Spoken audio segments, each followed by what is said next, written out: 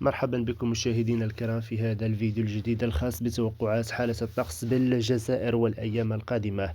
تشير التوقعات لبعض النماذج الرقمية خلال الأيام القليلة المقبلة بتشكل سحب غير مستقرة قد تعطي بعض الأمطار والزخات الرعدية المتوقعة إن شاء الله في بعض الولايات الوسطى والولايات الشمالية الغربية.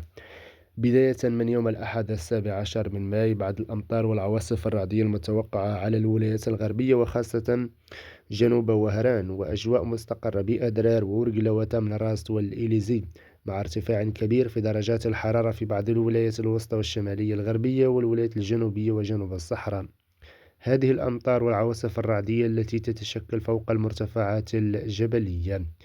أما بخصوص التوقعات القريبة المدى خلال يوم الأربعاء 13 من مايو يوم الخميس، هناك سحب رعدية قد تعطي بعض الأمطار والعواصف الرعدية خلال يوم الخميس بإذن الله زوالا على بعض الولايات الوسطى وخاصة بغرداية وبسكرة والمشرية وتيارة ووهران، وأجواء مستقرة بجنوب الواحات وجنوب الصحراء. خلال يوم الأحد 17 من ماي تشكل سحب غير مستقرة قد تعطي بعض الزخات الرعدية المحلية القوية فوق المرتفعات الجبلية. بالنسبة للتوقعات يوم الجمعة 22 من ماي، هناك أمطار غزيرة حاضرة بقوة على عين وصارة بتيارة بالمدية سطيف باتنا خنشلة قسنطينة جيجل بجاية زوز بسكرة بريكة وبالسعادة.